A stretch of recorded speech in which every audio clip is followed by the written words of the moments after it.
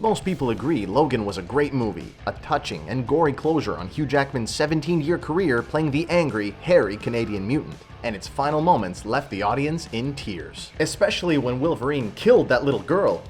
Wait, that's not what happened. But if you haven't seen the movie, like this video and come back later, because we are about to spoil the living out of Logan. One thing Logan didn't have was a mid or post-credits scene, a tease for a future film, or an Easter egg for fans. The director said that the somber tone of the film didn't really seem appropriate to have one, but that doesn't matter when you can't get enough superhero goodness. Here are 10 Logan post-credit scenes that we all wanted.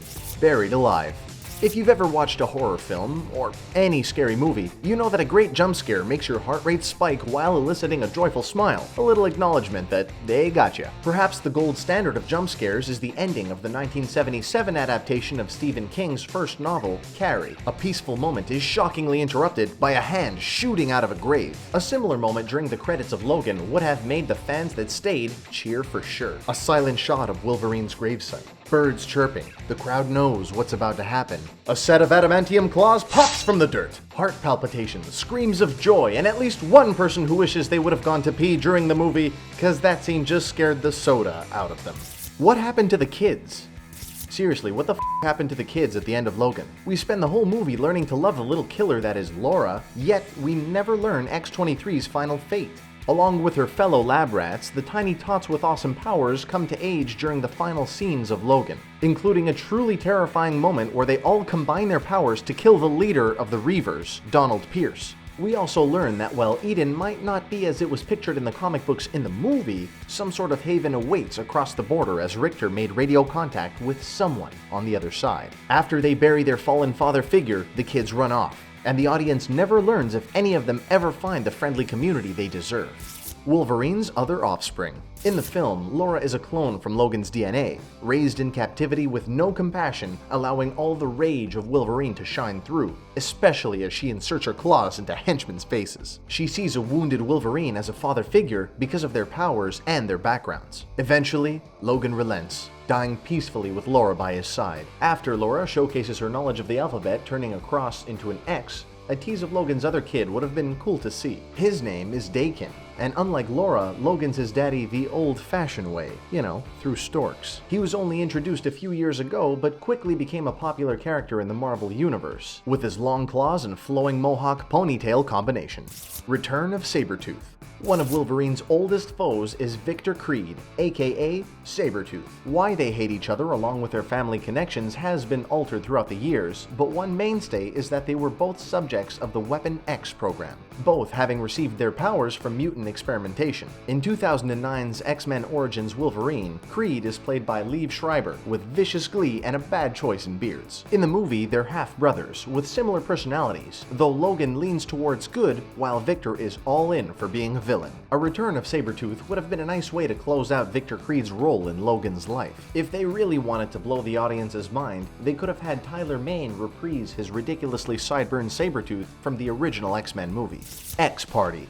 Speaking of the X-Men, any scene showing if any of Logan's former pals were still alive would have been a nice touch. In the movie, we learn that Charles Xavier's brain is giving out, which stinks on ice for him, but really sucks for everyone else, because every time he has a seizure, people die. We know he killed a few X-Men during the Winchester event, and that alkali transigen wiped out a bunch more with evil, mutant-killing corn syrup. Still, it seems likely at least one of the other X-Men would have had the wherewithal to survive, and maybe a small scene showing former member of Team Spandex would have been cool. Even cooler if it was Iceman.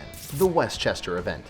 It was sad watching Professor Xavier lose his literally, but some fans are still pissed they didn't get to see the leader of the X-Men blow a few minds. While it would have been totally awful to put the destruction of his former school as a mid-credit scene, already confused audience members would have appreciated a small peek into the tragedy that set the events of Logan into play. Old Man Logan, the comic book the movie was loosely based on, also described the death of the X-Men, but actually showed the moment it happened. In the book though, it's Wolverine via mind control from supervillain Mysterio that wipes out his former teammates, viciously clawing away, thinking he's fighting off an army, only to realize he's killed many of Earth's mightiest heroes. More Professor X.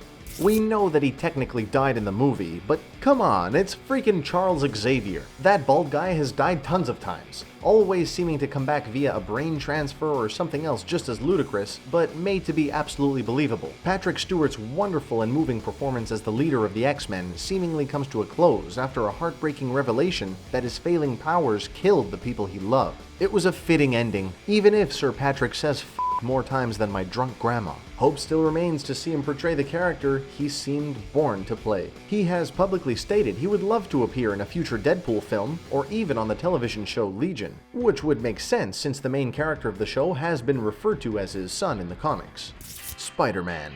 It would have been a massive hit, mostly because it's almost an impossibility. But if Tom Holland's Spider-Man would have swung across the screen, the internet just might have broken. With billions of dollars on the line, movie studios don't really like to share their characters, even if they do fall under the same Marvel umbrella. However, Sony has already played nice once, teaming up with Marvel for the upcoming Spider-Man Homecoming, releasing later this year. He popped into Captain America Civil War for a few moments, and it would have been awesome to see him mourn the death of one of his dear friends. The two have tangled often in the comics, mostly due to their very distinct styles of dishing out justice. One quips, the other kills. But they've also always had admiration for each other, especially Logan towards Peter Parker.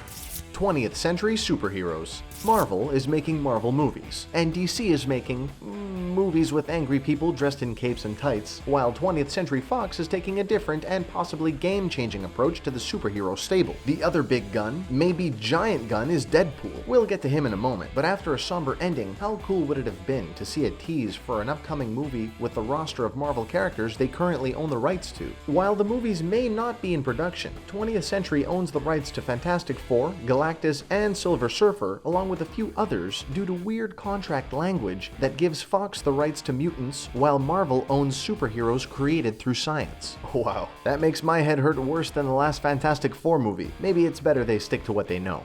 Deadpool. If there's one superhero 20th Century got right, it's Deadpool. The Merc with a Mouth is also part of the Weapon X program and is closely associated with Logan in the comics. In a weird way, the two are also closely associated in the films despite never having appeared on screen together. If you even think about Deadpool being in X-Men Origins, I'm stopping this video right now. Ryan Reynolds, perfectly cast as the loose-lipped assassin, often brings up Wolverine and Hugh Jackman in interviews, even referencing them in the movie Deadpool, using his best/worst Australian accent to let everyone know of his fondness of Wolverine and the actor who plays him. Reynolds publicly campaigned for one more appearance for Jackman in a future Deadpool film, which ultimately was politely refused. While we didn't get Deadpool after the film, his appearance before the film was an awesome little surprise for fans of both films, and another chance for Reynolds to comment on Wolverine's love of white tank tops. That's what we think would have been rad to see at the end of Logan's credits. Is there a scene you would have liked to see that we didn't cover? Leave a comment below letting us know. On your way down the YouTube rabbit hole, be sure to subscribe to CBR and share this video with your friends so you'll all have something new to argue about. Thanks for watching.